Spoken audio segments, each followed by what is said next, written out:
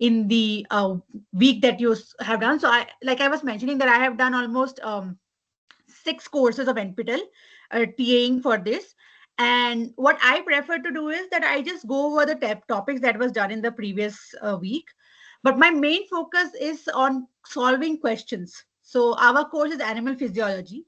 So I will put questions for you from previous exams, previous assignments, and some questions which are new, so that you have a practice of the type of question that you get in your exams and whoever is giving exams and the assignments that you have, right? But if you want any different method, for example, you want more of discussions on the topic, you can always message me. I will try to put that from the next class, right? Yeah, so that was what I wanted to tell you before I start the sessions. Each week, there will be 12 weeks which will cover the topics that was done in the previous week. And there will be one extra class which will be covering all the topics. Just to give you a summary of all the all the topics that you would have done in these 12 weeks. That would be one major revision class, right? But each week till that 13th class will be for the previous week, and we'll solve as many questions as we can. Because this is animal physiology, most of the questions that you will see will be subjective. So there will be words. But if there is any topic which requires numericals, and if I prefer to have more numericals because that gives you hands-on on the topic. If there are such topic, I will definitely put questions on them. And my questions will be, like I mentioned, in case you have missed out or you've just joined, it will be from previous year's assignments, previous year's exams, and some new, right? Right. So I'll begin. So if you have any doubt or if you want to ask any question, yes, please. It's exactly what I was. From where we can contact you about our doubts? Okay. So I will give my mail ID here in the chat box that you can use. Or what you could do is, because this is the team's this thing meeting, you can always post your doubts here. And other than that, if you know, because this is an NPTEL course, we have a forum of our own. So any topics related to the course, let's say Animal Physiology will have a Google forum of its own. So you can always post on that Google forum. There will be someone or the other who would come and help you with the doubt. Right. So you can Okay, ma'am. message, yeah, you can message me personally, or you can reach out on the Google forum, which is there. Right. Okay, I will begin. So each of these sessions will be 2 hours. You have already attended one. In case you have not, there are more TAs to this course. So all the sessions are 2 hours, and we would try to cover as much for the topic as we can. Right? Okay, we'll begin. Right. So this was week one, and this today's session is for week one. And week one was introduction. So we had introduction to anatomy, physiology. Then we looked into how is the organization of living system. Third, we looked into what is the hemostasis. What is hemostasis, and how does that integrate different system? Next, we looked at positive feedback loop in hemostasis, and lastly, we looked at chemical basis of organization of the body. Right? Okay. Now, these were the 5 lectures that you had in week one, and my questions will also be pertaining to these 5 lectures, not necessarily in that order. Right? Now, like I said, just quickly summarizing what you did in the first week, we looked at living organisms, and if you remember, there were certain characteristics which you associate with living things. For example, movement, respiration, sensitivity, nutrition, excretion, reproduction, and growth. So all of these need to be there for an organism to be called living. Now, the next topic or the next theme that we were studying was anatomy, which is basically dealing with bodily structure of humans and animals. You are basically looking at an organism and trying to understand how is it made up by dissecting the parts. So anatomy in simple term is what you are looking on the image right now. You have animal and you just want to understand how does it look internally, or a human, how does it look internally, be it at muscle level or at skeletal levels. That's anatomy. Then if you're talking about anatomy, you would always talk about planes of body. You want to know how your body is divided, in what scale, like which planes. So there are 3 planes. of the body. Very important that you remember the term. These are the kind of questions that most often come in the exams. So sagittal plane, very simply, you need to just remember left and right. Sagittal is left and right. If you see here, you're basically running your plane here. You basically, so just imagine something like a ball, and you're just cutting it, and what kind of halves you are getting. So if you imagine a ball or a fruit, sagittal plane will be right at the center, dropping it into left and right portions, right? Transverse will be from the center, giving it top and right bottom. So transverse is here, and coronal is front and back. So if you imagine this to be a 3D component and you break it like this, you're making it front and back. So front, back, top and bottom, and left and right. Those are your planes, right? And taken together, this is how your all the three planes sum up. Then when we were talking about anatomy, we had different kinds of anatomy, first of all, and those kinds of anatomy also had different sub classification. For example, gross anatomy, we had surface, systemic, development, regional. I'm not going into detail because that will take up our time, but do remember there are questions based on these topics which will help you clear out the topic further. Then we had, so that was gross, means overall. Then you had microscopic, which is coming to a pinpoint level. You do that either at cellular anatomy scale, or you do at histological, which is tissue level. Right now, since I've used the term cells and tissues, it makes sense to use the term physiology here, which is what your topic or your entire course is about, animal physiology. So what is physiology? It is a study of how living organisms function and maintain life. Basically, you have cells, you have tissues, you have organ system. Fantastic. How does that work together to make sure that you are functioning just well enough? So that's physiology, and that is basically telling us what are the mechanisms that keeps our body ticking. So you know nervous system, you know musculoskeletal system, circulatory system. So all these systems together make up your physiology, right? Now, physiology and your anatomy are basically looking at these several levels. You start with chemicals, which form of DNA. DNAs will come together to form cells. Cells will come together to form muscles or tissues. Tissues will come together to form organ systems, and organism. This is a very basic level of organization each of us already know. So chemical, even before DNA, you have very simple elements which are CHON, carbon, hydrogen, oxygen, nitrogen. These are basically the building blocks. They make up all the units that you see. So you have CHON with phosphorus making up your DNA polymer. Your DNA is the fundamental unit of your cell. You have DNA, which is the genetic material that's built up of these chemicals. And then these, how are these chemicals built up? They are built up of chemicals, makes sense, but they are built up because of bonds between them. And DNA is not the only biomolecule. You have lipid, you have carbohydrate, you have protein, and you know in the upcoming lectures you will see them in details. Then you have cells, which is basically all these components together. All these cells together make up tissue. You have epithelial, connective, nervous, muscle tissue. And then after all this classification, all physiology, everything can be summed up as, so I told you physiology is functioning of the body. So how do you ensure that you keep functioning even if there is slightest perturbation? Simple perturbation is basically you are in a flight and fight run situation. You see something and you get extremely nervous. Your everything in the body is going up and down. So how do you bring it to normal? Bringing anything back to normal is what is hemostasis. So you see this cartoon here portrays it at the perfect junction. You're seeing this, that the hemostasis is basically the one that balances the scale. It is the state of being steady internal chemical and physical conditions, which is maintained by living organism. And it is a self-regulating process.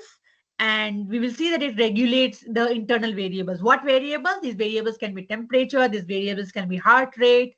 We will study that. We'll look into the different examples, right?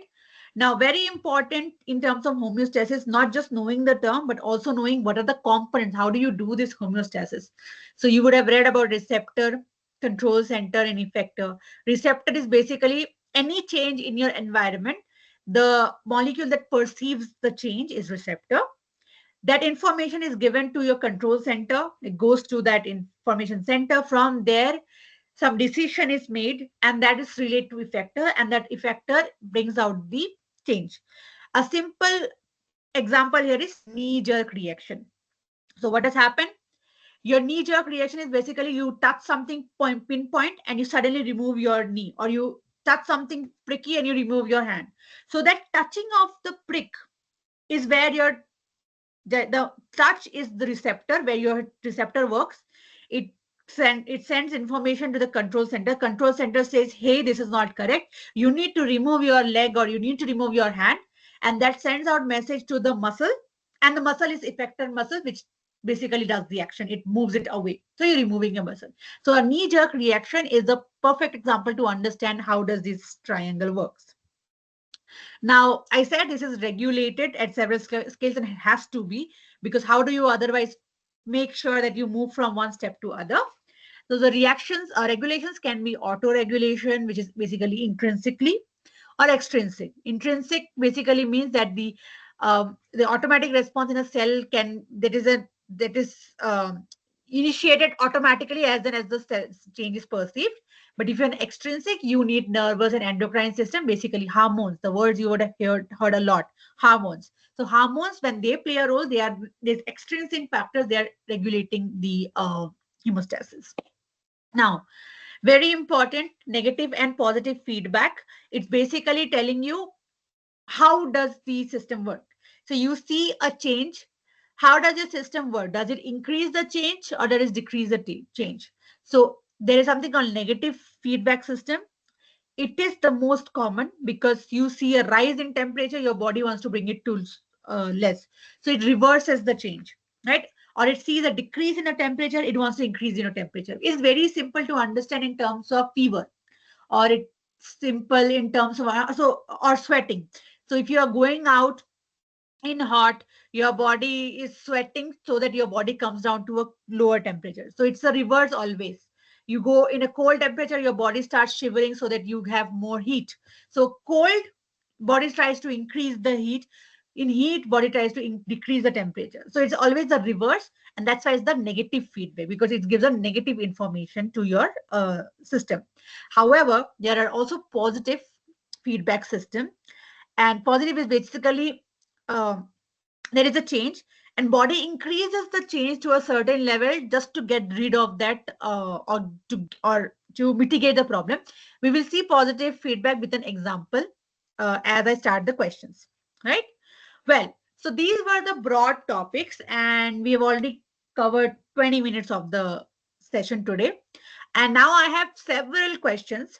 And what I will do is I will show you the questions, wait for 10-20 seconds, so that we have a lot of people today on the class with us.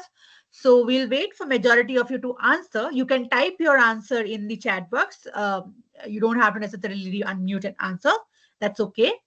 And I will wait for majority or all of you for answering, and then we can discuss. If you require any questions to be discussed further, please let me know. We will discuss that. This is for your session. This is for your doubt clearing. Feel free to ask any questions, right? Okay, we'll begin with the first set of questions. And like I said, there is no particular order of the question. Like it is not following the lecture 1, lecture 2, lecture 3. These are random questions, and that's how it's supposed to be. In your exam also, it will come in random order. Right. So we have two questions here. First is a dash bond is formed between two monosaccharides. And second is the tissue type that supports, binds, and protects organs is known as which tissue? So read the questions and do give me the answers in the chat box, and we can discuss. And this is very easy. This is the simplest question. That's why it's in the beginning, just to give you a hang of the topic.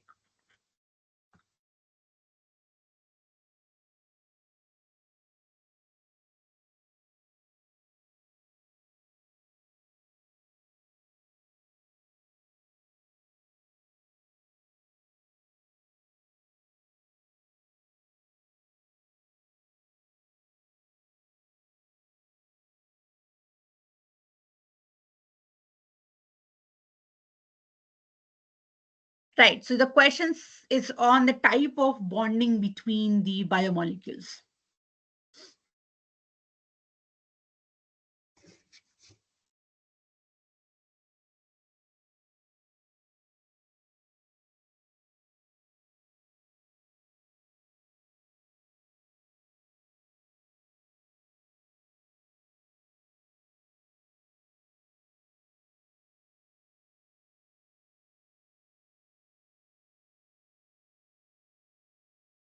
Okay. Yes, please do feel free to put out the answers. I will give the answers in probably in another 10 seconds. And please don't feel if you are not able to answer that you are lagging behind. It's all for your revision, so it's okay. That's why we have more questions, so that if some topics you get more well versed with them.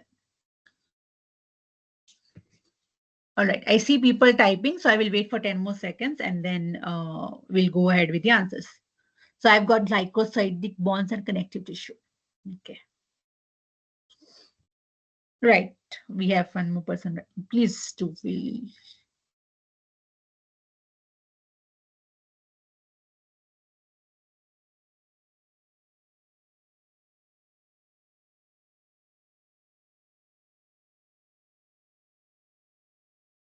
All right. So people are writing, and I think they will. By the time you send your answer, my answers will reflect on the screen, so you can cross verify. Yeah, I think everybody wrote this answer, which is fantastic because that makes us sure that we are on our base is very clear. So that's correct. Right? Okay, let me move to the next set of questions. And people who are typing, please do send the answers because you are typing, and we'll just go to the next set of questions. Right. Next set of questions. The process by which the body maintains a stable internal environment is called, and a dash bond, again a bond questions, just to get you the clarity in the differences, which is between two amino acids. So we had done monosaccharides. Now we are doing amino acids. And like I mentioned, both the answers were correct. Right. So here, the first is about a process, and the second is about a bond. Again, a bond. We have just covered one type of bond, which is the other type of bond, which basically covers the type of bonds that could be there between biomolecules.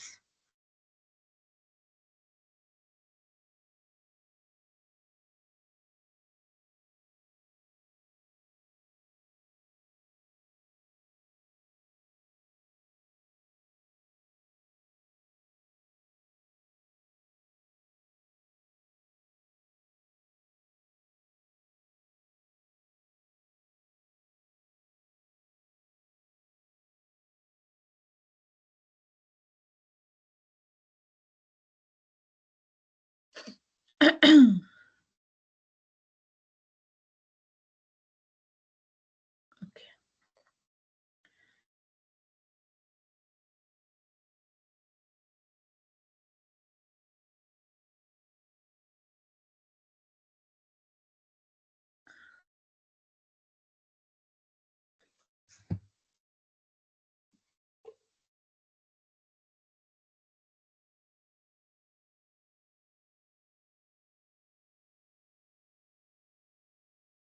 Okay, I see a lot of people typing. Maybe I'll wait for responses. Hemostasis peptide. Okay.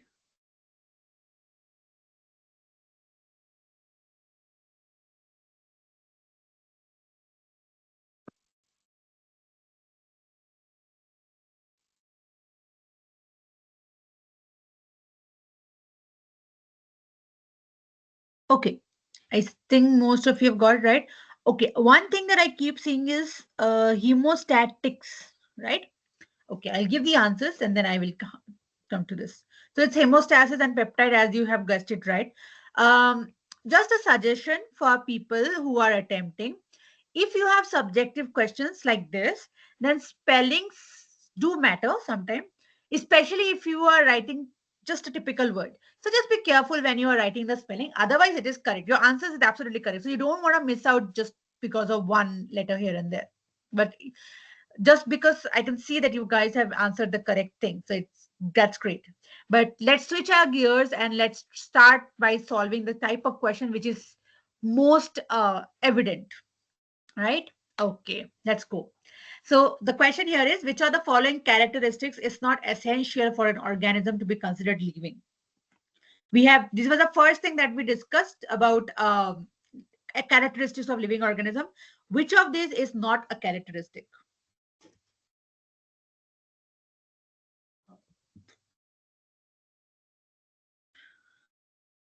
Okay, D.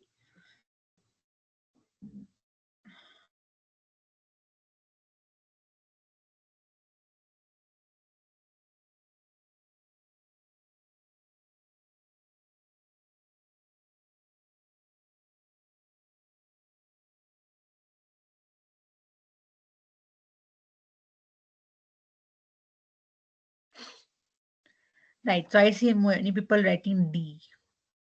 D. Yeah, a lot of you are writing D. D ability. All right, that's correct. Because if you remember, there were six characteristics, but none of them was about ability to float in water, which is nothing, which is basically not a characteristic for being living. Right? Quickly. Next one. Now, which chemical element is the most abundant in the human body by mass?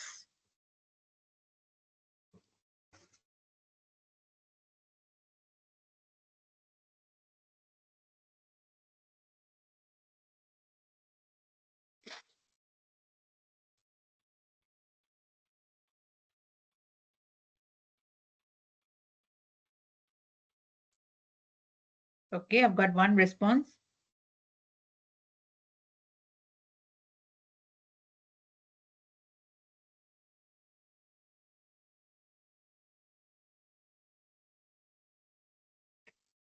B and B. Others?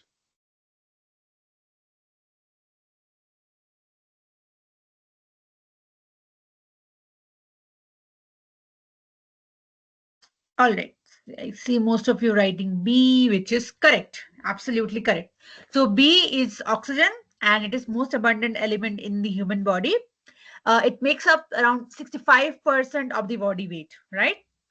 And because you find oxygen even in water, it's H2O, so oxygen is major component there as well as in organic molecules like proteins, fats. So oxygen is a molecule there as well. So by weight, therefore, oxygen is the most abundant, which is 65%, which is then followed by carbon and then hydrogen, and nitrogen is the least, which is 3%. And I was glad to see most of you answering correct. All right, next one.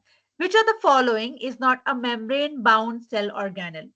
Endoplasmic reticulum, ribosome, Golgi bodies, vacuoles.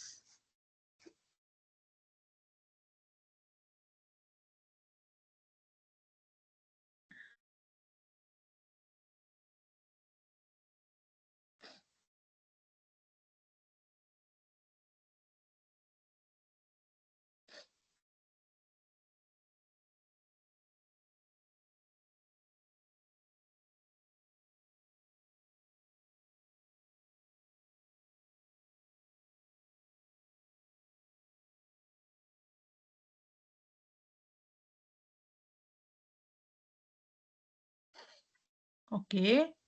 Again, most of you are writing ribosomes, which is again absolutely correct. All the others, which is endoplasmic reticulum and Golgi bodies and vacuoles, they are all membrane-bound organelles. You don't see membrane in ribosome. They are rather the site of protein synthesis. So they are not membrane-bound. Again, very good. Next one. Uh, what type of chemical bond? This is chemical bond. Okay, this is not the or biomolecule bond, which is this is bond between atoms. So, and this bond involves sharing of electron pairs. So the options are ionic bond, hydrogen bond, covalent, and van der Waals. So which one involves sharing of electrons?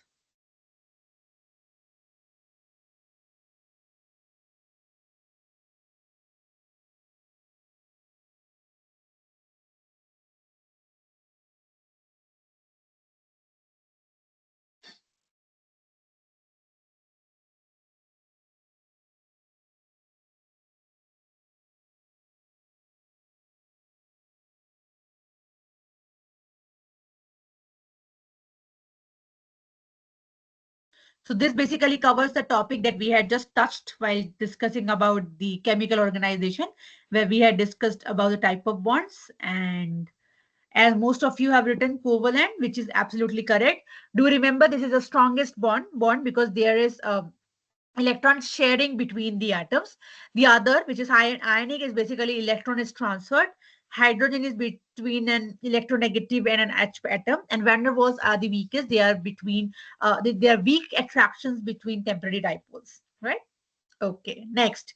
Which of the following tissue is responsible for contraction and movement? Is again a very simple questions. But remember, these are introductory classes, were introductory sessions. So most of the questions will be this, which helps us clear our base. From next class onward, we'll have more of, in-depth questions. But that doesn't take away the fact that introduction also we have a lot of different kind of questions. Right. D. Okay. This is very easy. This is just asking us which of these tissues help us in contraction and movement. Right. And as I see, people have given the correct answer. Muscular tissue. Epithelial connective nervous. Let's not discuss this. I am sure this will come up in several questions later. So we can discuss this then later. And like I mentioned, the next question is very much that. So the same four options, but now which of these is for the lining of body surfaces and cavities?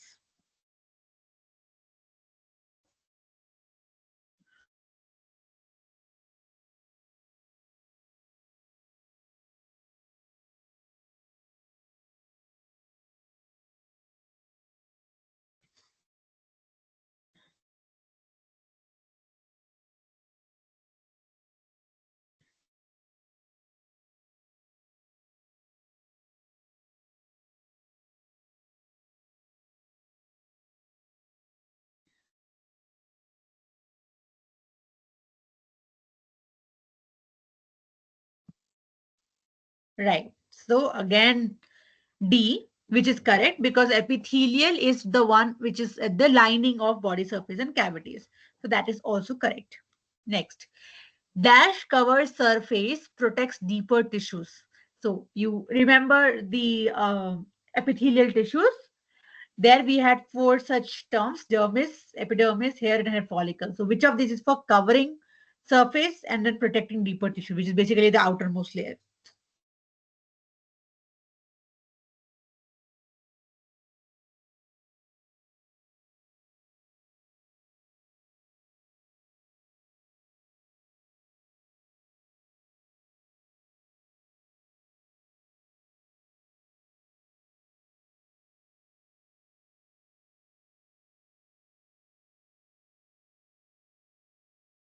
B, C. Okay.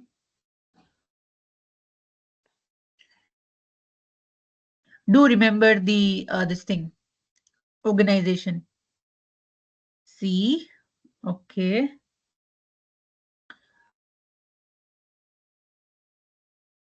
Okay. C. So most of you are saying C. Let's see. Epidermis, right? So let me first show you the structure. Let us just revise the layers of skin. Skin is in depth, like discussed in depth in the next lecture, which I remember next week lectures. But here we had just seen that layers of skin has three layers. Like first is epidermis, second is dermis, and then you have the subcutaneous layer. Now, epidermis contains these pigments and protects the immune system, and thereby, because it's at the top of the layers of skin, it covers the surface and protects the deeper tissue. These are the deeper tissue. And then in dermis, you have nerve endings or the nerve sensations, oil and sweat glands, and the hair follicles. And in the subcutaneous, you have the fat and the connective tissue. So, because the question is about surface covering and protecting the deeper tissue, it's of course the layer which is at the top, which is epidermis. Now, since I've already given you the classification, this becomes very easy. Which of these store lipid and attach skin to deeper structures? Which of the previous layer was for lipids?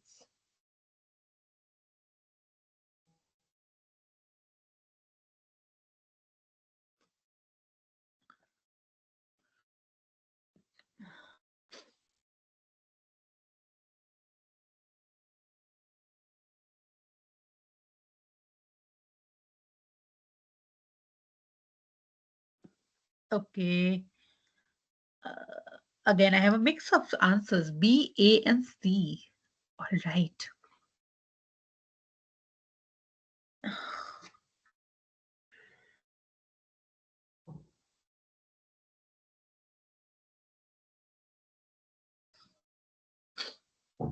Okay, BAC. All right. I will wait for others if someone else have other answers to this question.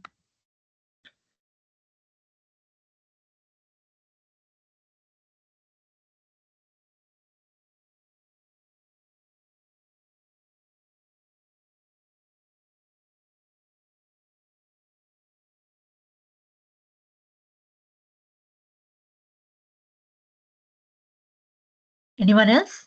Okay, I have B, B. Oh, I have C and B. All right. So that's a mix of answers. Nice. Okay, let me give you the answer. The answer is B. So I saw many people writing C, and that gives us avenue for discussion also. Right. All right. So the answer is actually subcutaneous, and let me take you back to these slide again. We had subcutaneous, it's made up of fat and connective tissue. The fat is basically lipid, right? So you have lipid, which is in subcutaneous. But even if you don't remember it, let's remember it this way. So sweat glands, they produce sweat. So they're not for lipid storage, right? They're for sweat uh, production that regulates temperature, right? Sebaceous, it secretes sebum, which is an oily substance which we find, right? It's sebum that we have on our skin and lubrication for skin and hair. But it secretes lipid, but it does not store lipid. Let's see the question very carefully. It says storage of lipid. So your subcutaneous stores lipid. Sebaceous secretes lipids but does not store lipid. And here has no role in lipids at all. So D, anyway, you did not answer, which was correct. But out of these three, subcutaneous stores the lipid, sebaceous secretes lipid, while sweat gland is not lipid, it is sweat, which is mainly for temperature control. I hope that was clear. And that's why it's important that we have questions like this, which is why the entire purpose of this session is, right?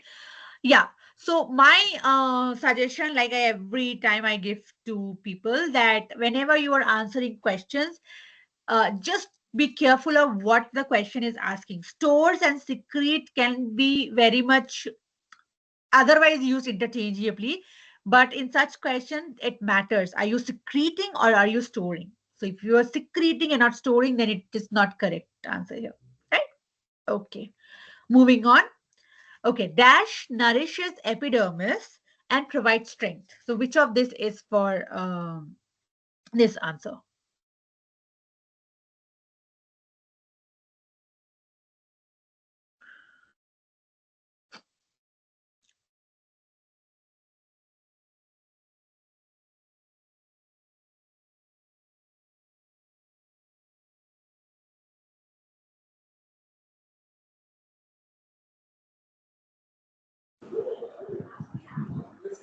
Hello? Anyone wants to say? Okay, yeah, sure, sure. So the question is on your slide. Feel free to answer. I will wait for others to also answer, and then we will look into the correct answers.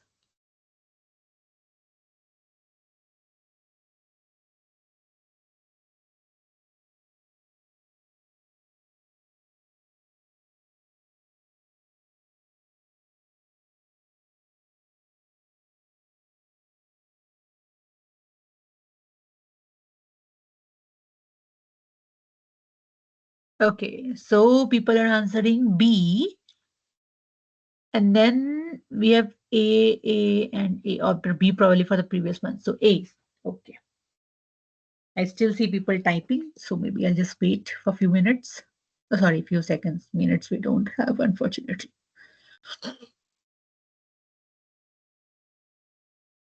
A. Okay, so all of you are answering A.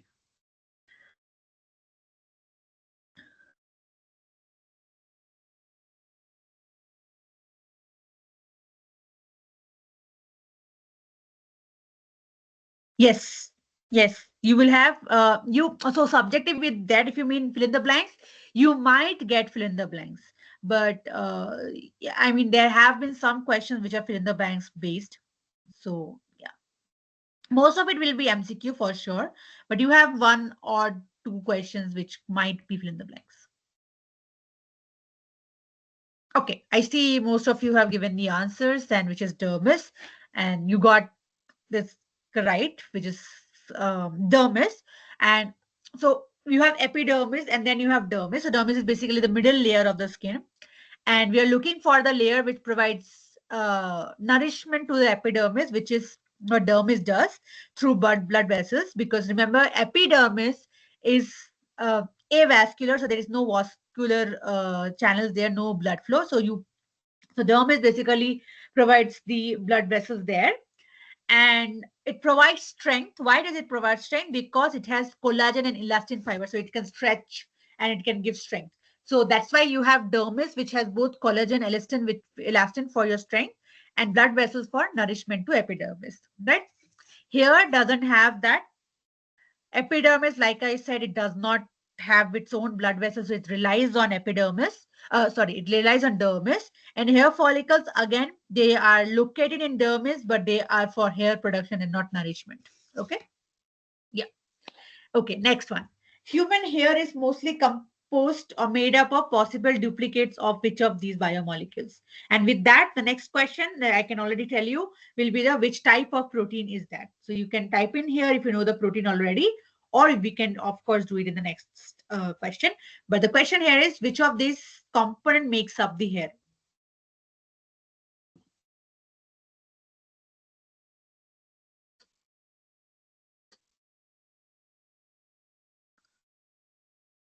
Okay. And do you know which type of protein it is? What is the protein called in hair? So if you know, then do give out both the answers. If not, then it's fine. D keratin. Okay. Others?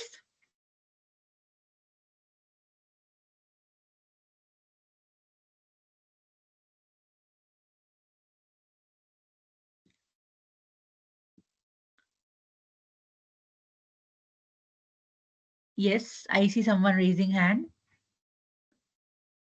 Do you have a question? If you don't want to this thing like unmute yourself and ask, you can always put it in the chat box.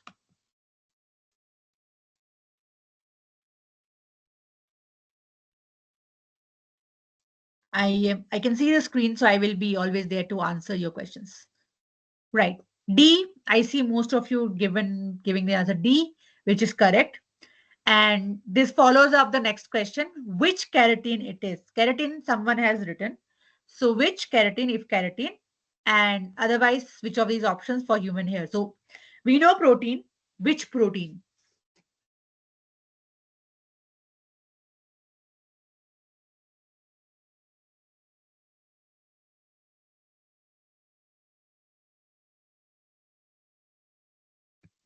Yes, so you have A, alpha keratin. Okay, alpha keratin.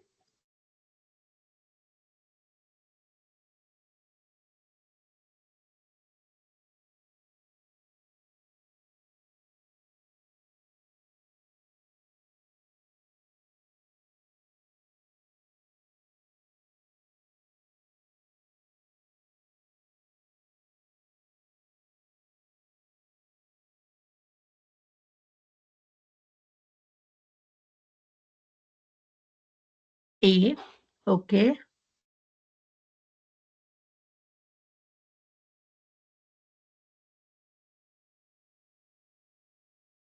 All right. Okay, let me give the answer, which is alpha keratin. So basically summarizing the past two questions, the question was even in your human hair or in the hair, which biomolecule is present? First of all, we have a lot of proteins, and the proteins are alpha keratin. Okay. Okay, a very interesting question. Take your time and answer it. The part of skin which has more hair generally contains more number of Merkel cells, less number of Merkel cells, high sensitive to touch, and none of the above. Now, I will explain Merkel cells, but when I am explaining the answer, if you know, then it's okay. If you don't know, just try to remember if you have read about Merkel cells.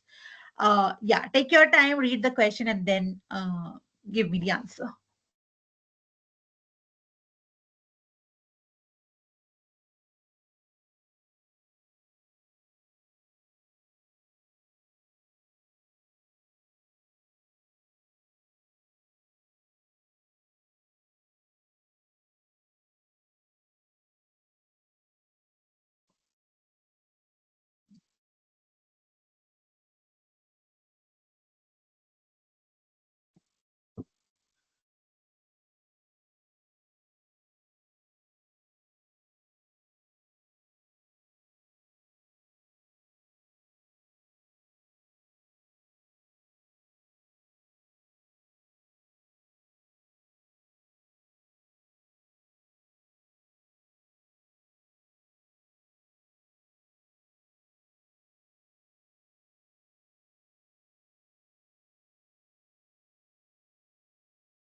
B.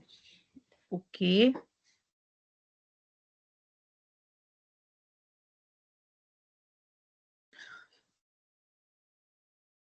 A. Okay. People who are still attempting, try to remember, did we read Merkel cells or did you encounter this?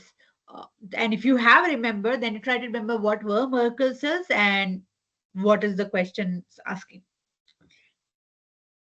A. A.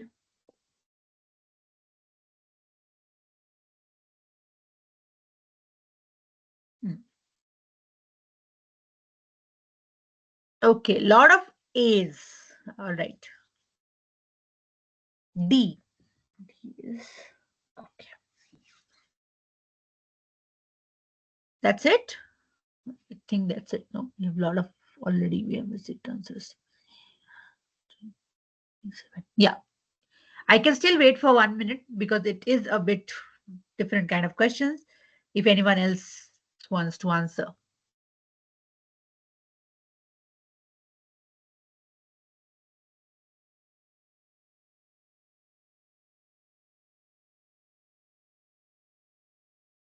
Okay. Okay, let me give you the answer first. Okay, this one is the answer B. Now let me explain you what is Merkel cell. What was A? Okay, people are still writing answer, but that's okay. Keep, you can still like assess which direction you were thinking. Let me first give you an explanation of Merkel cell, and then you can probably think back and then think if your answers are correct or where did you think wrong. So Merkel cells are defined as, sorry, just a second. Yeah. Merkel cells are defined as specialized touch receptor cells which are found in the epidermis. They are touch receptor cells. They are especially found in hairless skin, skin like fingertips, lips, and palms, right? They are highly sensitive to light touch. So, does that make you wonder that your answer could have been wrong?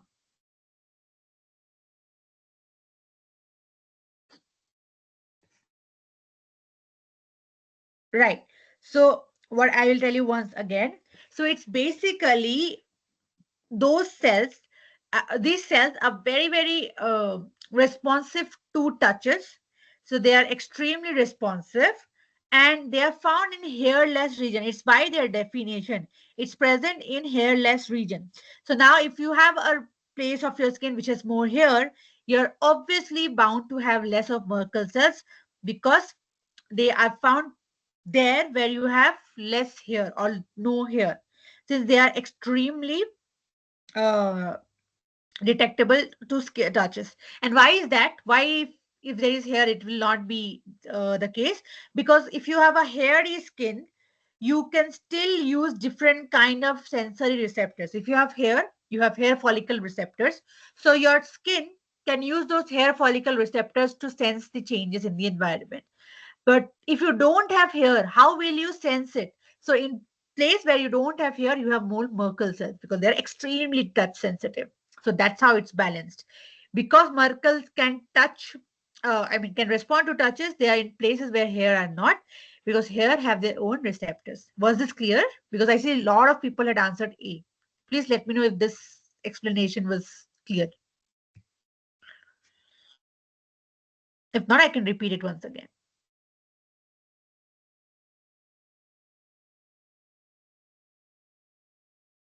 Ma'am, Merkel cells are also a type of sensory cells, which in place of hairless region, they are found where we don't have hairs.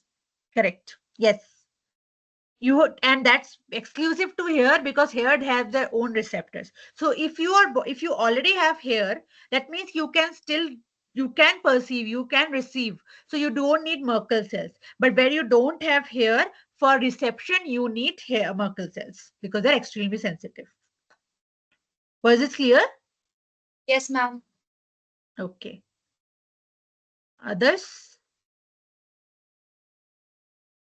Okay, I'll take that silence as yes. If not, Like I said, chat box is open. Please do type in. I will come back and explain once again. Moving on to next set of questions. Right. Dash secrete lipid coating that lubricates hair shafts and epidermis. This we had discussed a while back.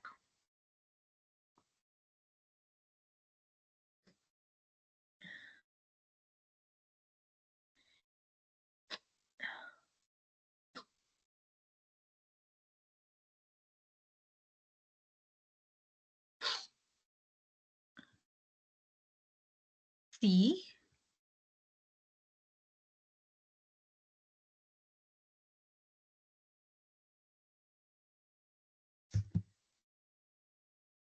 Yes. I can see most of you getting the gist correct. Yes, sebaceous, because we had discussed, right? So all the glands or all the layers we have discussed, and that's a good way to revise. Sweat gland was something that produces sweat to reduce or maintain the temperature. Okay, we'll move to next set, which is biomolecules, which is part of your chemical organization.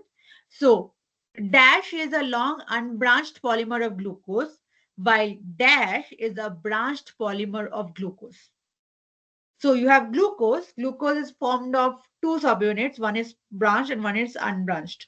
So which one is branched and which one is unbranched?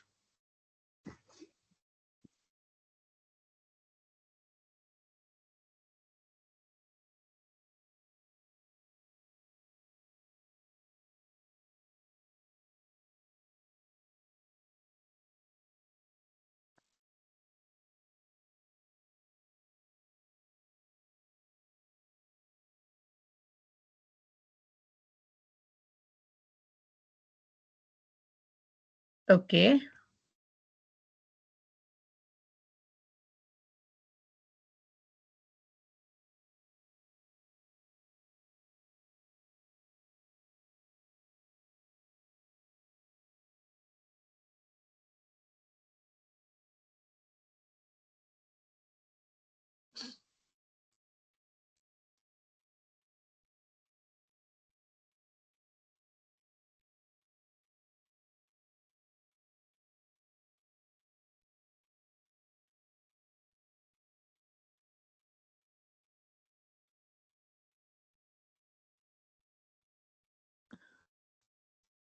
Okay. I have one response. I will wait for 1 more minute and then we can see.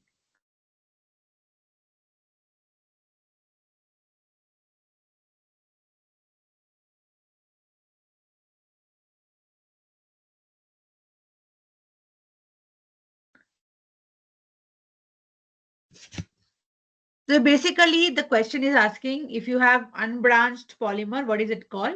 If you have a branched polymer of glucose, what is it called? Polymer of glucose is basically all the glucose together. So you're adding glucose together in one long unbranched polymer. What is that called? If you're adding glucose, stacking them vertically, what is it called? All right, I see no responses, which is absolutely fine. In case you're wondering which one is the correct answer, no worries. Let me give you the answer. The answer is glycogen and amylose. That's the correct answer. And basically, when you see uh, glycogen, it's basically alpha glucose, right? So alpha glucose can be stacked in unbranched polymer, that is glycogen. If you see any such structuring in vertical pattern, then it's called amylopectin. So in terms of glucose polymerization, if you have long unbranched, it's glycogen, and if it's branched, it's amylose. Okay. All right. Now, this is a question which you would have seen in your assignment or mock assignment as well. So you have a list of 6 level of organization: cell, tissue, organ, molecule, organism, and organ system. So you have to give me the correct order from smallest to largest. So as you move in the chain of organization, which one do you see at the first, and then which one do you see at the last?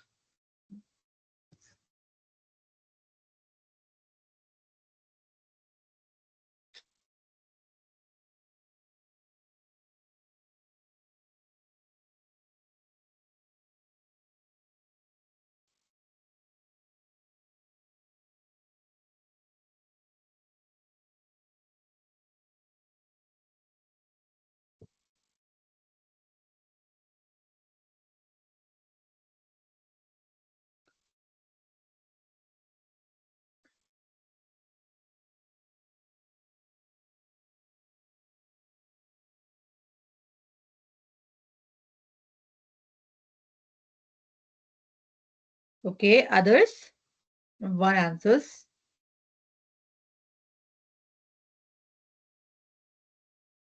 B. Okay. You are just supposed to move from cells or from the first layer to the last layer and give me the organization C's. Yes. Very simple question otherwise.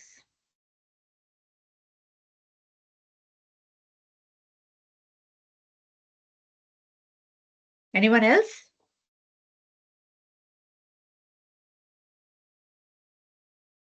Okay, then let's move ahead. B. So we will begin with 4, 2, 1, 3, 6, 5. And we start with molecule, which is, which comes together to form cells, which comes together to form tissue. Then it goes to organ system, and organism, which most of you have got right. And I'm sure everyone who are attempting will also going right way. Okay, let's do this. Let's do those anatomy questions. So you have gross anatomy. We are studying these structures of organism at what scale? Gross, what is gross anatomy? What does gross word mean?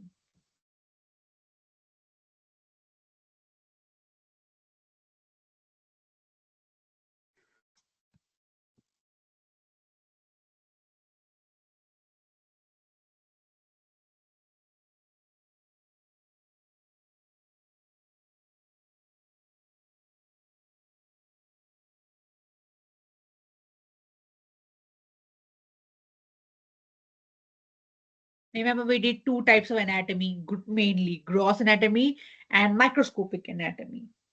So the classification itself tells you what kind of anatomy we are talking about right now. Yes. C. Anyone else? B. Okay. Anyone else?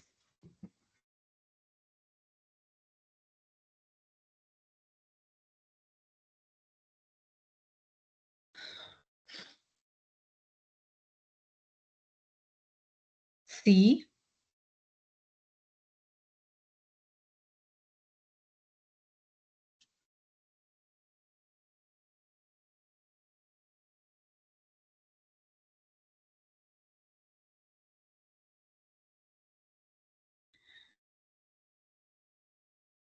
Okay. So I had a mixed up set of answers, right? So the answer is visible to naked eye. Now, if you quickly remember what I told you, gross anatomy. So the main classification is gross anatomy and microscopic anatomy. Gross anatomy is basically gross, it means at a bigger scale. So right now I can see something which is at a bigger scale, at overall scale, that is gross. Something which I cannot see is at microscopic level. So I have to go to microscope and then I have to analyze it at cellular level or histopathological level. So I have to see at tissue level or skin level. That's inside. So that's not visible to naked eye. But what is visible to naked eye? Regional anatomy, structural anatomy. So all these different kind of anatomy which I can see with naked eye comes under the category of gross anatomy, right? So that's why the options here visible to naked eye. This first one is the other category of anatomy, microscopic anatomy. Only present in animals. I've just told you anatomy is in all the type of organism that we can study. And chemically analyzed doesn't come under this category of gross anatomy. And that when you are analyzing it with chemical or when you are doing it, it is a different process altogether. Okay. Now, which type of anatomy studies structures based on specific regions of the body, right? So the name, sometimes the question itself has words or cues which is telling you the answer. So here in this question, you have those cues which tells you what is the correct answer. So read the question and then tell me which is the correct answer here.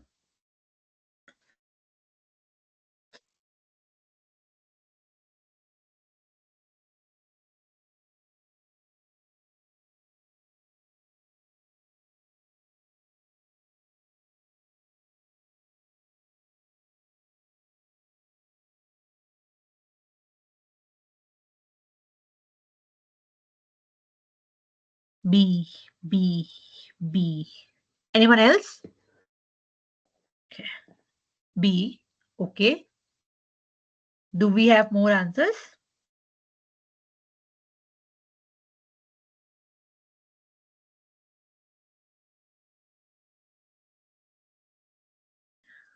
I will wait for 10 seconds.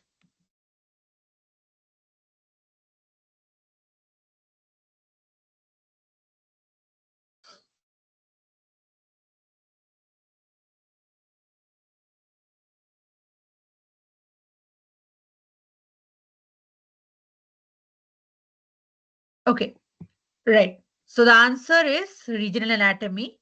And this is, as I had told, it's in the question, right? The question was asking which type of anatomy studies structures based on specific regions. We are only looking at head. So it's head anatomy. You're only looking at chest. It's chest anatomy. So those are type of regional anatomy. Microscopic, we have already discussed. So what is systemic and developmental? Systemic, again, just break the term. It says system. So any anatomical study or any study of structure which is according to a system, let's say muscular system or skeletal system or nervous system. So according to a system is a systemic anatomy, and development is always in perspective of fertilization to adulthood. So the whole developmental process from being a zygote to an adult. So in the entire process of embryology, how are your structural modification taking place? That's developmental anatomy. So your name most often suggests what kind of anatomy you are looking at. Okay. All right. We have already covered 1 hour of the session. We have some questions lined up which will help you gain more on the remaining topics. And that should take us for at least 30 minutes more. Right. Okay, quickly moving on. So the feedback control mechanism is related with which of these phenomena or which of these terms?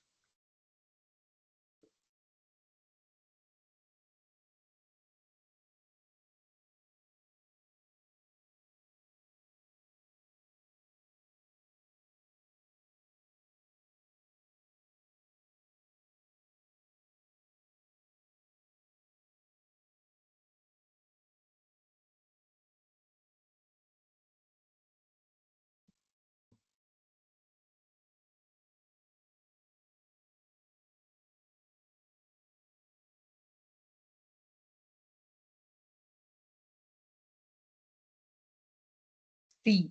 Okay.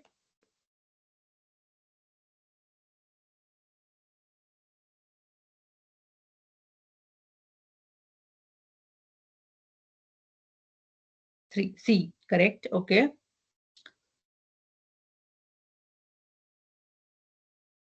Okay. C. Right. So remember, we were discussing about endocrine system and nervous system, and these being very important with respect to hemostasis. This is where it comes into play, hormonal secretion, which is the extrinsic regulation. The other regulations are not for your feedback control mechanism. Bile, HCl, and the Herringborough reflex are associated with another system that we will cover when the respective topic comes. Right? Okay. Right. So now we are stepping into hemostasis, and you will have a lot of questions like this, which is basically how do you define hemostasis? I have put on all these questions because they are all same terminologies in different ways, but basically they're telling the same story. So you should remember that what is the exact order, like in a sense, what is the word that you should remember? Like I will tell you when I explain the answers. So you have these 4 sets. Which one relates mostly to hemostasis?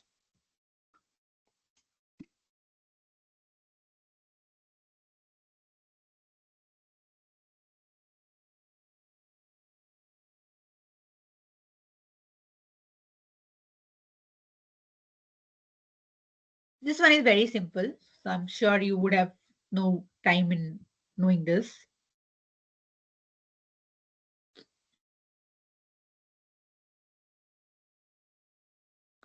Yeah, this is very simple. This shouldn't be an issue, right? Because we already discussed this multiple times. Yeah, right. So, but look at the answers and why is it important for you to read the answers properly. First one is disturbance in regulatory control. So if you don't read the answer properly, if just you see regulatory control, that word itself is part of hemostasis. So you could be confused. The third one says plant and animal extracts used in homeopathy. That is, of course, a giveaway. That is not the correct answer. The fourth one is a tendency to change with change in environment. That is absolutely incorrect. But just don't see change and then just don't answer. You don't change with the change in the environment. We are not ectotherms. We are trying to resist the internal changes here.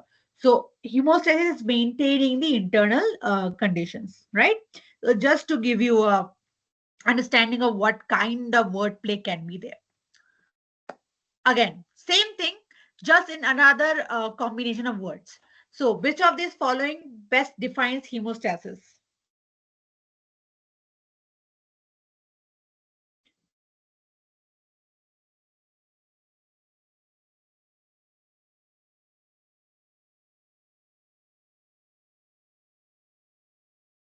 Okay.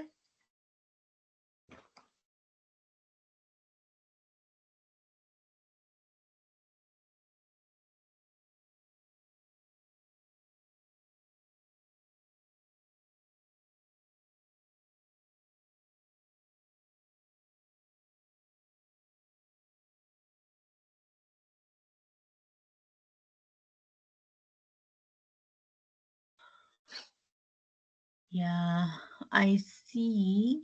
Okay. Right. And I'm glad that you chose this answer and not the D one. So, cell division, not correct. Chemical breakdown, not correct. Increasing body temperature during fever is not how you define homeostasis. Homeostasis definition means a general statement, which is second statement. Fourth is an example. Okay, let's move to some interesting questions which will keep coming up. Now, in a homeostatic mechanism, if the control center malfunctions, which of the following is the most immediate consequence?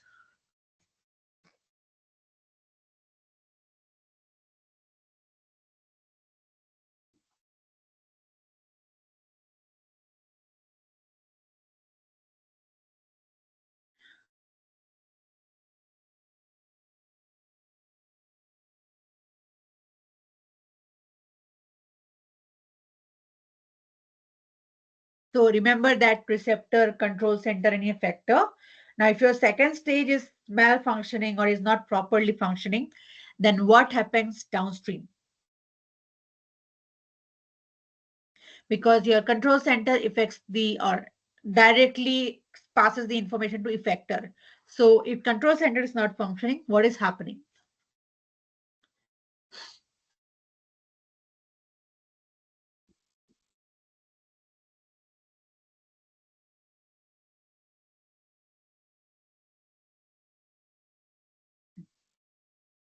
Okay.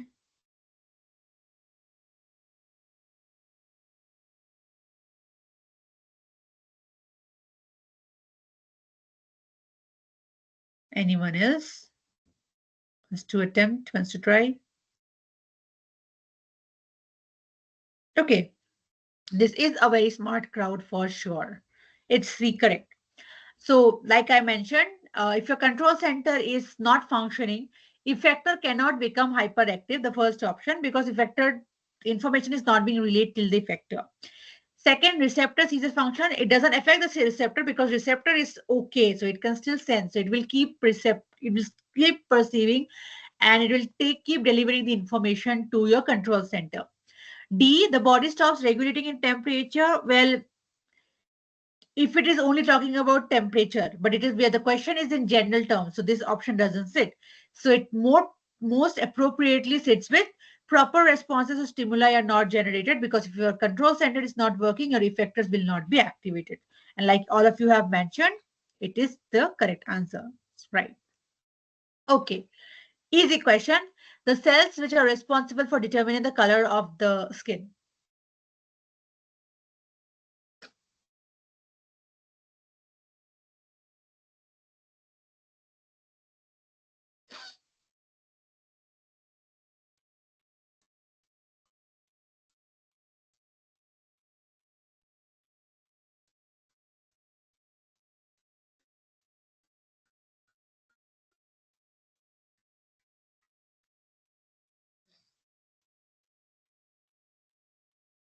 A. Okay, A. Anyone else?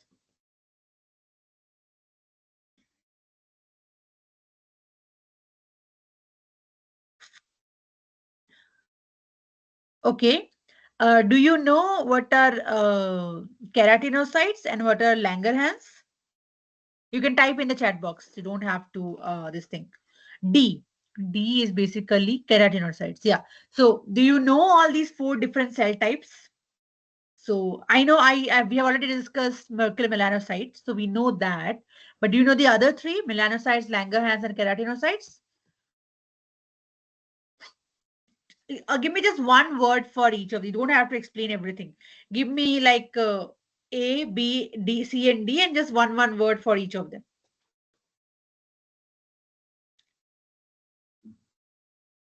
So that I know that we are also recognizing the different type of cells that are there. Or whichever cells you know, other than the option that you have answered for.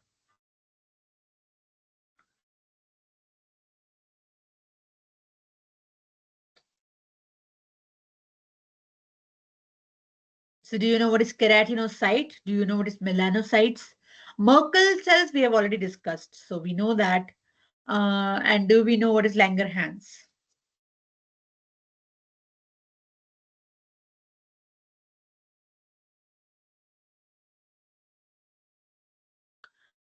Anyone?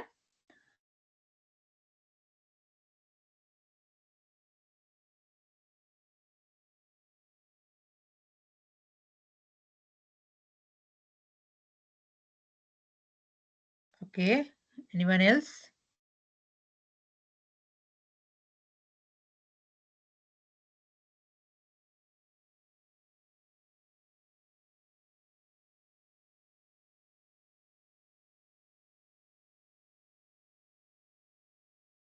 Right. This is exactly what I asked for. Anyone else? You can give a rough attempt also. I'm anyway not going to be, like taking your this thing for it. I just want to know if you. I asked that question because of a particular place where confusion can happen. That's why. Okay. All right. Now I will ask you one question, and for this I need people saying yes or no. So the Langerhans that you see in this question, is this Langerhans an islet of Langerhans? Do you think these are the same? The Langerhans that you see in the question here and the Langerhans that you will study when you go later to other body systems, where you will read islet of Langerhans in pancreas. Do you think they are the same? I need a yes and no from everybody who was who knows these two terms first of all. I have received one response. Others?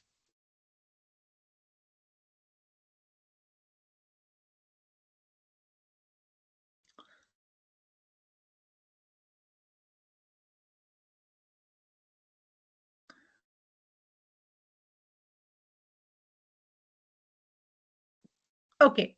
Since we are on time and we can't do this further, if you have not written, I'm sure you've heard the question. You've already started thinking about it. So you have a rough yes or no in your mind. And hold on to that thought. Let me give you the answer first, and then I will explain you the differences. Okay. So the question here is type of cell which is responsible for the color of your skin and which is melanocytes. Now, we know melanocytes and we know this thing, Merkel cells, which we have already discussed about the perception and sensitivity to touch. Now, the other two, Langerhans and keratinocytes. Now, what does keratinocyte do? Keratinocytes are basically those cells that produce keratin in your cells. These are your skin cells. So they are producing keratin, which is a tough fibrous protein, which we have already discussed. Now the fourth one, which is Langerhans. So Langerhans, what I will tell you is, if you say Langerhans in skin, then it is primarily an immune cell and it only works for immune response. The other Langerhans that I told, islet of Langerhans, that is in pancreas and there it secretes hormones like glucagon and insulin. So all that we know about Langerhans and the hormone is in the pancreas, but Langerhans in the skin, be very mindful, Langerhans in the skin is primarily immune cell. It responds to immune system. It is not for your hormone secretion. So be careful when you are talking about, because why? Because we haven't still gone to pancreas. We are still in skin, and we need to be clear right here at this step that if we are talking about Langerhans in skin, it is only immune defense, and there is no endocrine role. Okay, that's what I wanted to clear. This could be confusing, and just wanted to highlight that. Okay, next. We have already done this systemic and regional anatomy. So read the lines and tell me which one best differentiates the two. I have already discussed systemic and we've already discussed regional. So which of these lines may suited the best rather?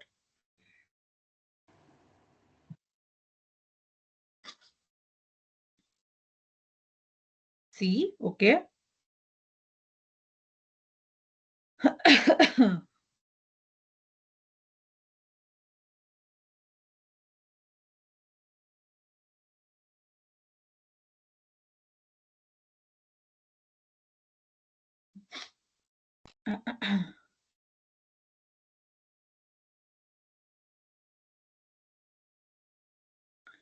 Others, which statement is more suitable here?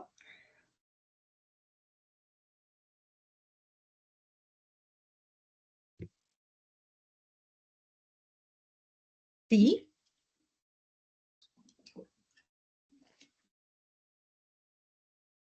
C. Okay. I see most of you answering C, which is correct. So systemic studies each organ system throughout the body. The word systemic is from system, that makes sense. And regional studies all structured in a specific area, right? The other options are incorrect because, well, systemic and regional are both macroscopic. First one says systemic studies all organs in one area, and regional systems, this is the reverse. And last one says both study only bones and muscle, which is not correct, right?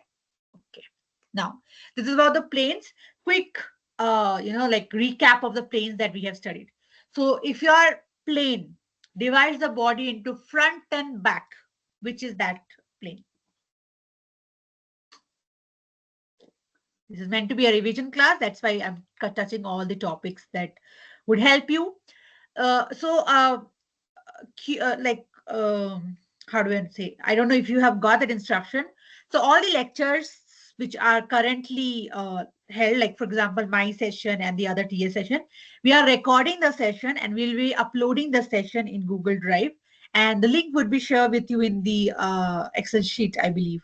So you would have the recordings. You will also have our PPTs. So what our intention is that you have both of these. When you are revising at your end, all these questions will come handy for your revision. And that's why I put all these questions for all the topics, so that when you're revising for your exams or whenever you are looking back at the questions, you have them with you in recording and in PPT form. So you will have both the recordings and PPTs available to you. Right.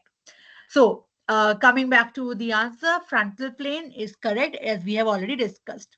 Next one, so this was about front and back. Now about top and bottom, probably the easiest.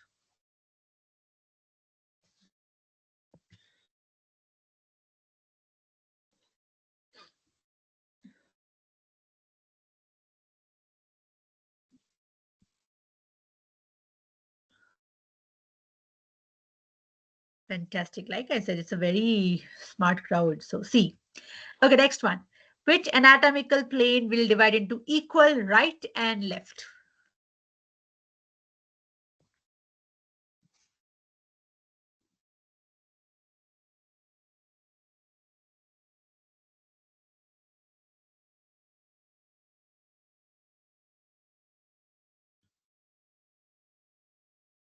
Uh, what are you answering? Oh, C, D, D, C, D. Okay.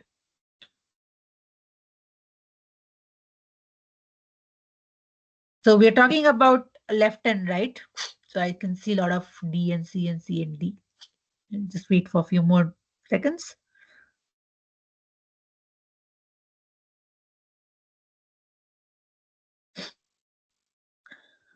Okay. Where is it? D, C, D. Okay. I see a lot of D and C and D. So the answer is C. Okay. And that's the difference between the C and D are. So sagittal plane, we have read that they divide into equal right and left.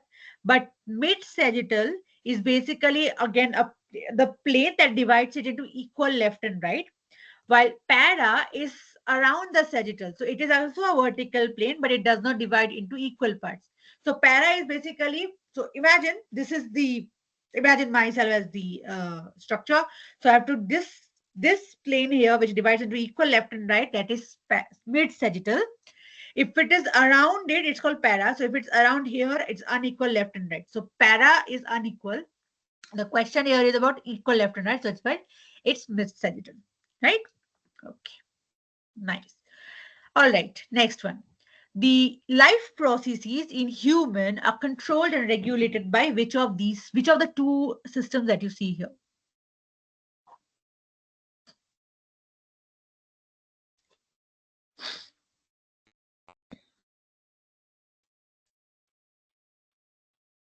So is it reproductive and endocrine, or is it respiratory and nervous? Is it the combination of endocrine and digestive, or is it the combination of endocrine and nervous system? What do you think?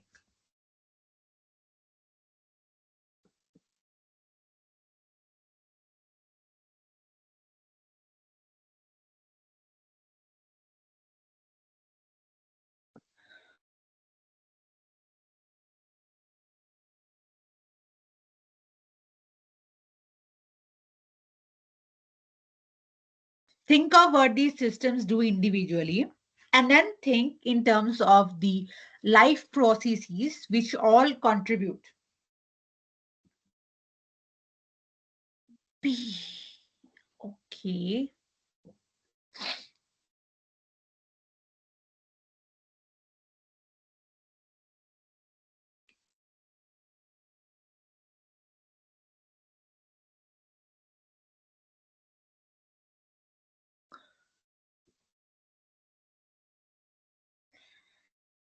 Okay, I've received one response. Others? See, the uh, answer or the way to think is in the question itself.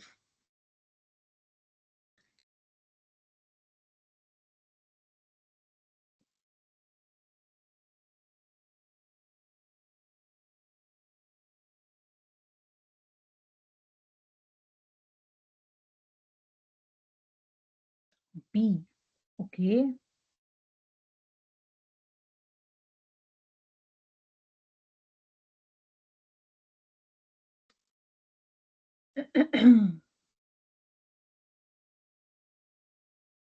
Hmm.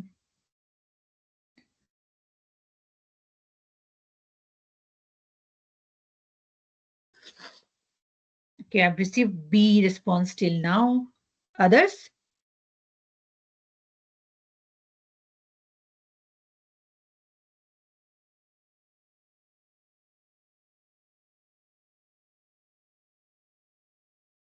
D. Okay.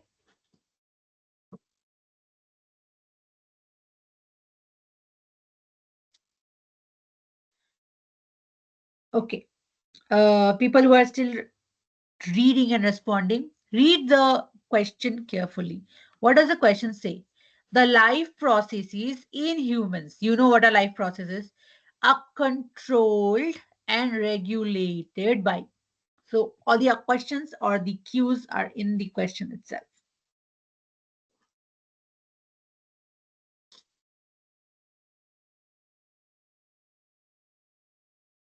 And in general, it is just the introductory lectures. So as we move ahead in the course, you will have more systems coming into play. You will have more physiological system.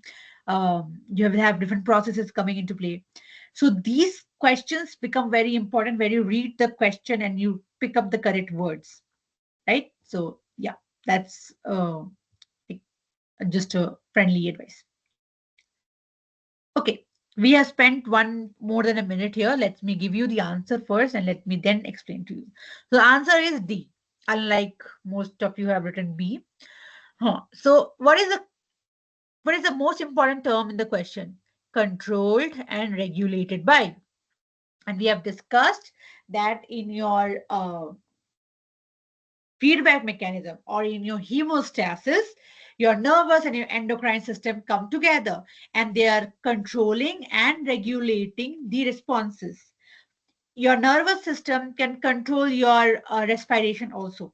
How fast you breathe, how slow you breathe in. So when you go up in the mountain, how fast you should breathe, that will be controlled by your endocrine and nervous system.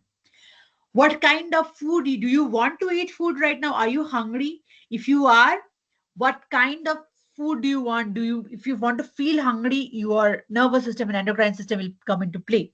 So your processes are controlled by humans. Remember, digestive, respiratory, reproductive, or excretory, all these are under the control of endocrine and nervous system. And why both of these together? Because nervous system is a quick response system. So nervous system is basically short term control. This is basically based on the nerve endings. So nerve endings are widespread, so it can quickly control your system. While endocrine, if we when we will read it, we'll see it's following an axis.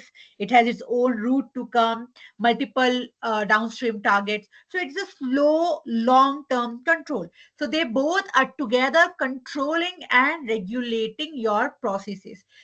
Your answers were not incorrect, but your answers did not follow the terms in the question. The questions did not say just about life processes, it said about controlling and regulating.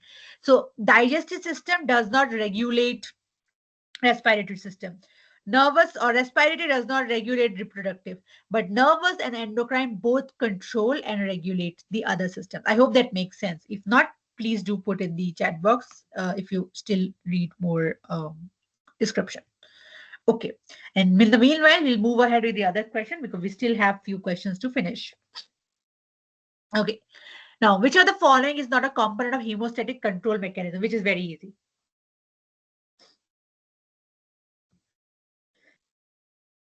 Excuse me.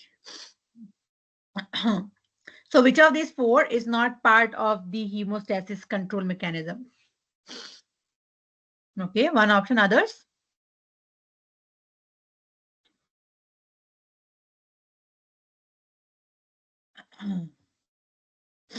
D. Yes. Right. Because we already discussed, right? It's receptor taking it to control center that gives information to effector.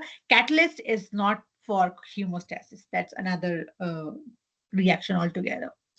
Next, coordinator between the nervous and the endocrine system. This is where I was telling that both these systems come together to regulate. So there is an axis, a very definite term for that axis. And if you know that term, you know which is the correct answer here. So how does your nervous system and your endocrine system interact or coordinate with each other? Which is the uh, part or which is the organ which uh, takes control or takes care of it?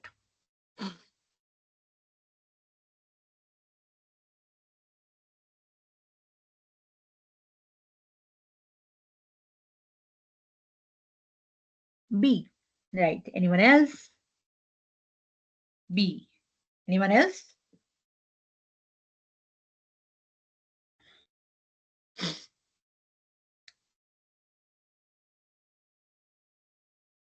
So the options are thalamus, hypothalamus, epithalamus, colliculus. So the thalamus is in the your brain. So which thalamus or which one of these options?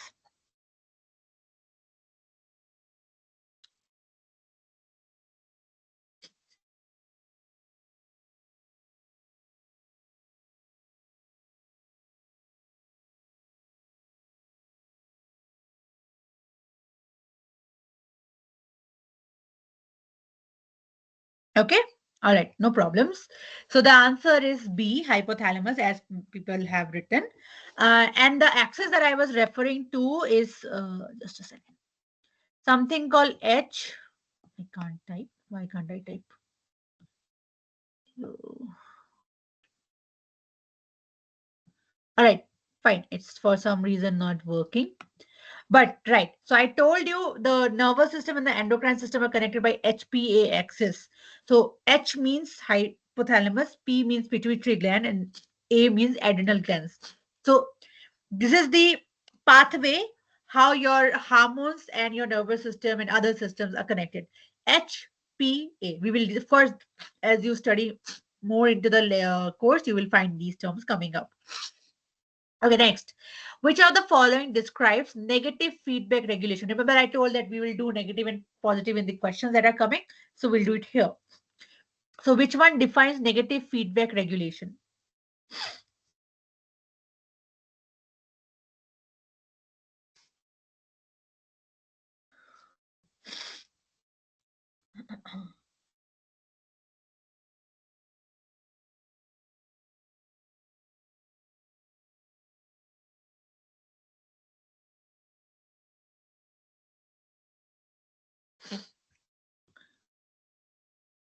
Remember, negative and positive, I told you one reverses the direction of the stimulus and what amplifies the stimulus.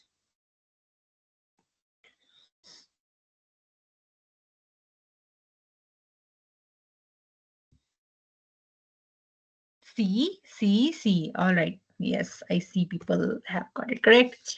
So the other options, it amplifies stimulus, of course, it's the opposite. Since reverses it's negative, amplifies is positive. It prevents hemostasis, that is, of course, not correct. And it stops the effector, that is also not correct because effector is what we want the ultimate step to be. Okay. Now, you have set up four statements. Which one most correctly defines positive feedback?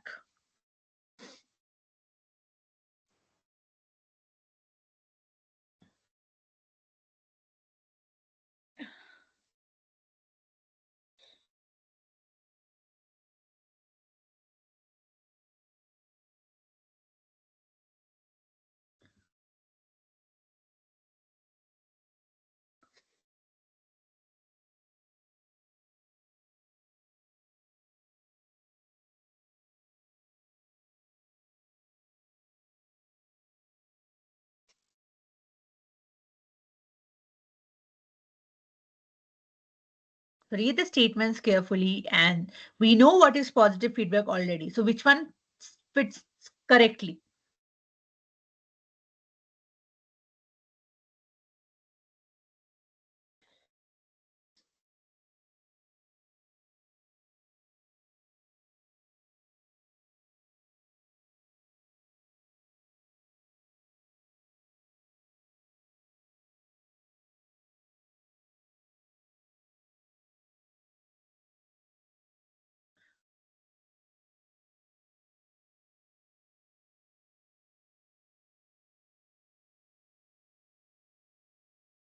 Anyone else?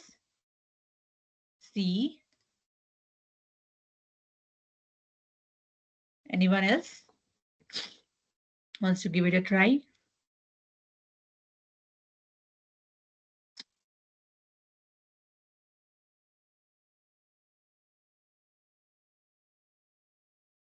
All right, let's just move ahead.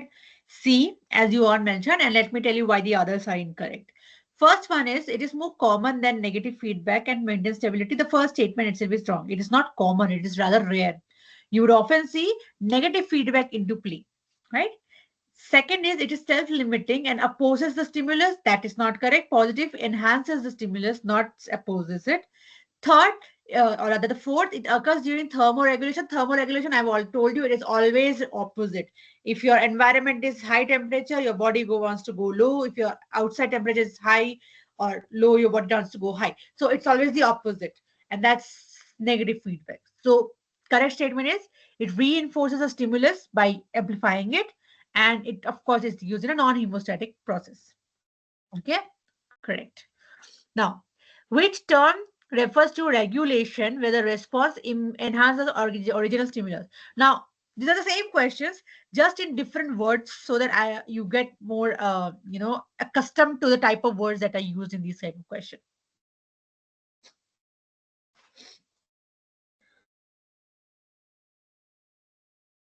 This one's easy. Which term is more here?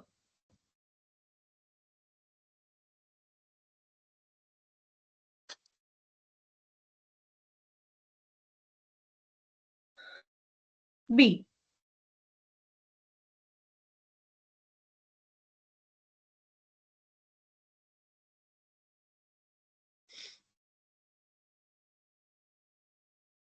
All right.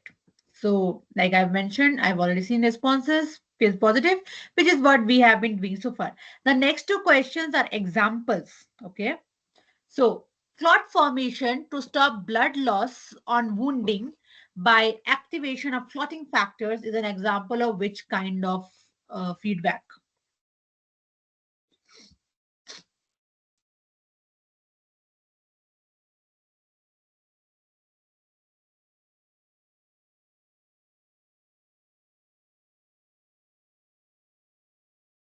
It's a positive or it's a negative? Which form?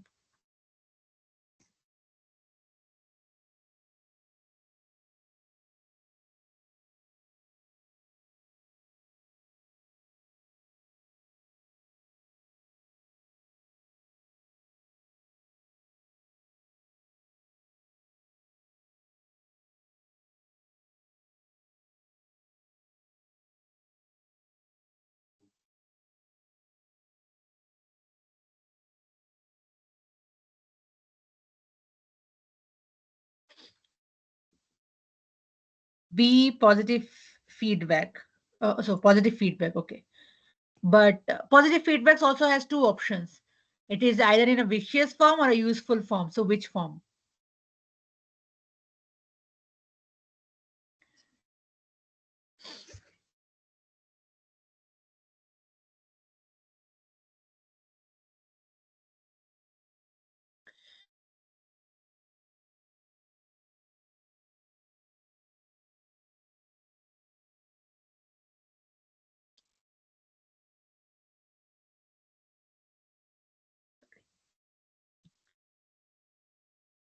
Anyone? Anyone else? So the question is about clot formation, which is very everyday thing that you see, right? You have a wound, you have blood oozing, and then you have clot formation. Now, this is an example of your regulation. But is it a positive feedback or is it a negative feedback?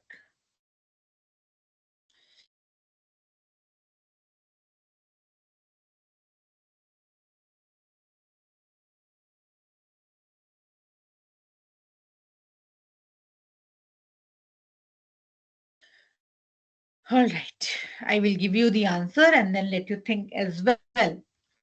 Okay. So this is a positive feedback loop in useful form. I will give you the next question and then I will explain you both of them together. So you have blood clotting, you also have labor contractions during childbirth. So which is an example of positive feedback because I don't want to take your time. So, right. So now you have these two classic examples of feedback, positive feedback. Now, what do we know about positive feedback? Positive feedback enhances the stimulation. So whatever stimulus you have got, whatever is disrupting the hemostasis, that stimulus you perceived, and the body is now amplifying that stimulus. That's positive feedback loop. But then how is it helping? Why is it useful? The first one, let's do the first one. What happens in blood clot formation? You have blood oozing out. So when it is injury, the blood vessels are damaged. Now, as your blood vessels get damaged, the whole pathway is there, right? Your platelets come adhere to the site. Platelets release more chemicals, which enhances the injury to another level. Now, more platelets are coming, more chemicals is being released. You have this edema, you have inflammation. Basically, the disruption is amplified to another level. What is the ultimate cause? More platelets are coming, more platelet plug is forming. So those platelet numbers are reached to a certain intensity, that your plug is formed. So that is the ultimate goal, right? And once you have this clot formation, all these stimulus goes away. So it's a self-limiting feedback. Positive feedback stops on its own the moment the ultimate target is received, where it's basically with the clot formation, your blood is stopping. So your blood coming or your injury of vessel is amplified in case of blood clotting. What is the other example? Pregnancy, or which is childbirth. So as soon as your child, like your the head of the baby presses against the cervix, there is a contraction signal which goes out to hypothalamus, and you would know how painful it is. That's because hypothalamus presses for more a secretion of oxytocin, which is basically more contraction. So what started as a mild contraction basically ends up being on a next level pain and next level contraction, just to get the baby out of the cervix. So when will it stop? When your baby passes out of the cervix. So it's self-limiting. So these are the two classic examples of positive feedback, and controlling your temperature is a classic example of negative feedback. So these three examples you should remember for your positive and negative feedback. Okay. All right. Now the last set of four questions, which are very easy also, and a different kind of questions, just so that you have more grasp of your topic. Now, you have assertion, you have a line, and you have a reason. Also, these are kind of useful and vicious form. Well, do you think positive can go in vicious form? I'll come back to this point. Just let me finish this question for others to think on the question, and I'll come back to your question in the meanwhile. Right. But for let me just give this question to others. So you have a line which says negative feedback helps maintain homeostasis by reversing a change in the controlled condition. Reason: negative feedback loops increases intensity of the stimulus until homeostasis is restored. Now, these two statements we are supposed to think in the terms of explanation. So ideally, your second line should be explaining the first line. Is it the same way here? That is the question. So read the statements and let me know if that makes sense. And now I will come back to your questions. Just give me 1 minute. Just water.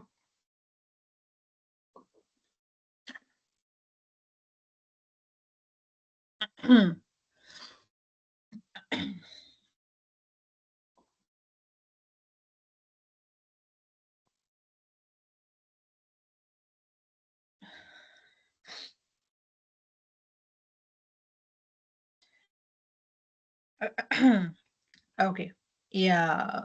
So I've got responses. Yeah, just give me a second. I will come back to that question and then I'll come back to the current question. So, right, useful and vicious form is basically the outcome of the end or the entire process of stimulus enhancement, right? Now, useful we have seen. It enhances, it ultimately leads to the curbing of the stimulus, everything goes back to normal condition. But you also have condition where sudden with increase in your stimulus, it doesn't bring normalcy, it rather goes to disruption. Examples are for example heart failure, or COVID for that example. So you see immune system is overreacting, let's say in COVID, and it is increasing the stimulus that should ideally be should have brought us back to normalcy by somehow curbing the beginning stimulus, but it does not happen and it overreacts and everything goes to a point that it gets damaged. So whenever you have damage because of such extra like multiplication of the stimulus, that's vicious. When you have positive output, that's useful. That's the difference. I hope that made sense. Right. And now coming back to this one. Right. As everyone has already mentioned the correct answer. A is true because it reverses, but B, first of all, is an incorrect statement. So it doesn't matter if it's explaining or not, but it's an incorrect statement. Okay, next one. So your line is epithelial tissue has a high capacity to regenerate, and epithelial tissues are richly vascularized and contain many blood vessels.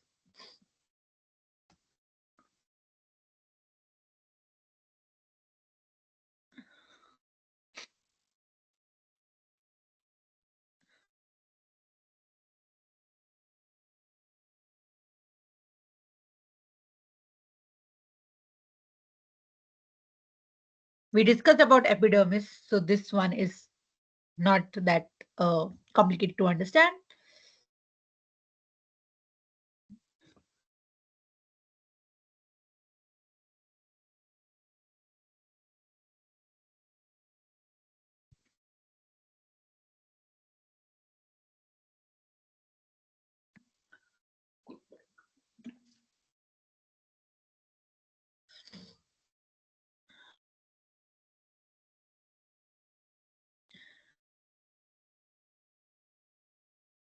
So we discussed something about nourishment, right? Remember epidermis, dermis, nourishment. So there we discussed some points, which is going to help you here.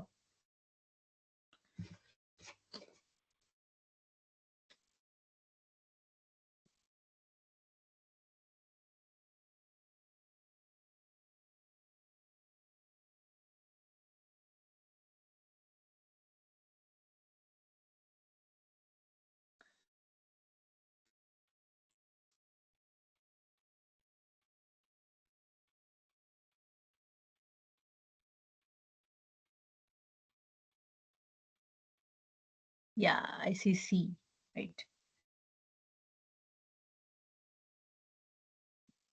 Right. So you guys are correct. So remember we talked about dermis being the connective tissue which gives nourishment to epidermis because epidermis doesn't have blood vessels. And the second statement or the reason statement says that epithelial tissues are richly vascularized. This is completely incorrect statement. So that's why R is false. But your A, which is the assertion, which epithelial tissue has high capacity of regeneration, that is correct because your epithelial tissue, first of all, has a lot of stem cells, so it can regenerate, and it is exposed to constant friction or microbes because it's exposed. So it has this tendency of regenerating newer cells every time other cells die. So it does have the higher capacity of regeneration. Right. Next, which is probably, I think, the second last question. Yeah. So positive feedback mechanism usually result in a deviation away from hemostasis, and positive feedback amplifies the original stimulus instead of reversing it.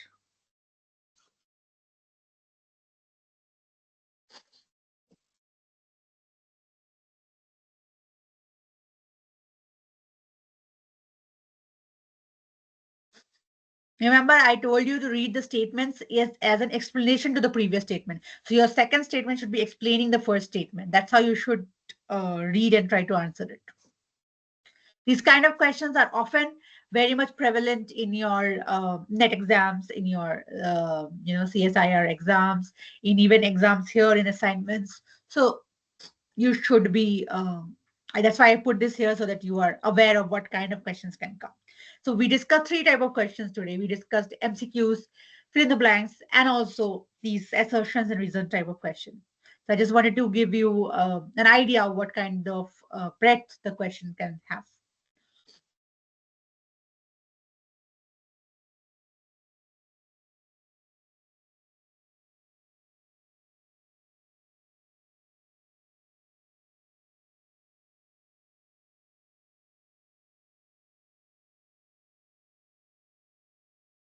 Mix of answers. Do I see B?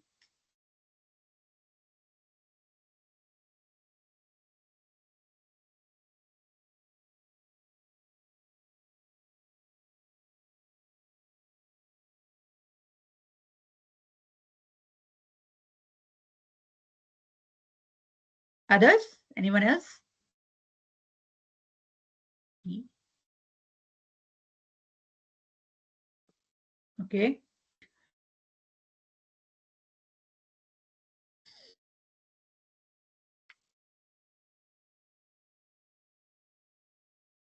B.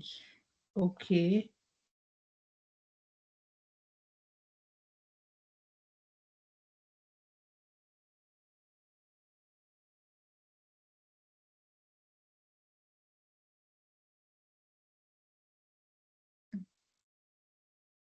I can see someone typing. I'll just wait for the answer.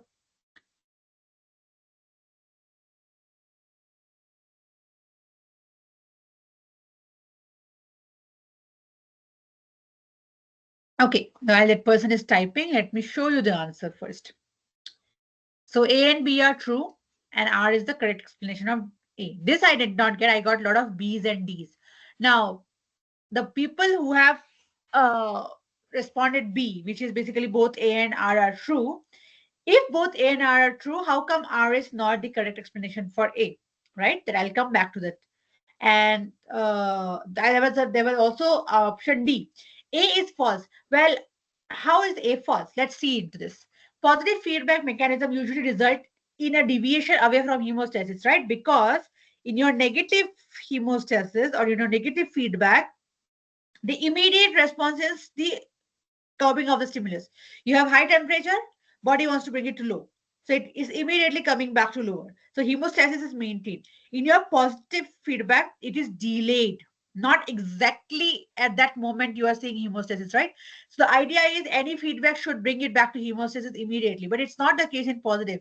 If there is pain, you're increasing the pain such that you don't know when it will stop, but you want to increase so that your ultimate goal is to finish it. You want the clot to form, but when will the clot form? It keeps on going. It is a self-limiting process. Only when it reaches a threshold, it stops. So it is deviating from the normal hemostasis. That's why it's correct. That statement is correct, first of all. Now, why is it deviating? Why is it moving away? Is it moving away because the original incorrect stimulus is increasing? So it's not reversing, it is increasing the stimulus. And because it is increasing, the deviation from the hemostasis is increasing. So the first statement is correct, and the second statement is explaining why it is correct. So that's why the first answer is correct here, right? Yeah. So, yeah, do let me know if you have any problems here while I'll move to the last question quickly. Yeah, the same kind of question again. Very easy. Epithelial tissues are highly vascular and have abundant blood supply. Epithelial tissue need continuous nutrients due to high rate of degeneration. Very, very easy question. I know I have got some repetitive questions, but that's only to show you the permutation and combination of a type of question that can come. And this is the last question. So, yeah, like after this question, we stop for the day. And do let me know, like I already told in the beginning, my chat box is already available always. So you can always mail me if you have any doubt. If you have any doubt for these lectures, you can always reach out to the Google forum. You can type in your question, we'll always be there. And in case you want to reach out to me regarding what topics you want me to cover, you can always mail me on my email ID, or this chat box is always available. So you can come back and post your questions here as well. And if you want any changes, or like you did not like a certain aspect of this session, put in your feedback, because this session is for you, and I want you people to have the most of it, and like come back and make the most of these sessions. And like I said, this will be available for you as recording, so you can always go back to the recording and come back and check, right? Let me give you the answer, which is C. So as we know, it is not vascularized, so A is incorrect. But R says the correct thing, that it requires nutrient because it keeps regenerating quite a bit, right? So R is true. Right. So that's the C is the correct answer for this question. And that brings us to the end of today's session. And I am here if you have any doubt or if you want to have any discussion. If not, and if otherwise everything is okay, then we see each other on next Monday. Thank you so much for being here and solving the questions with me. Uh, do put in your suggestions if you feel this is not correct, or if you want me to focus on something different type of session, right? Otherwise, if not, then I will try to put different kind of, this was three type of questions. I will try to put in more questions and make it more interactive and informative. So if everything is all right, we'll see each other on next Monday. Thank you so much, everybody.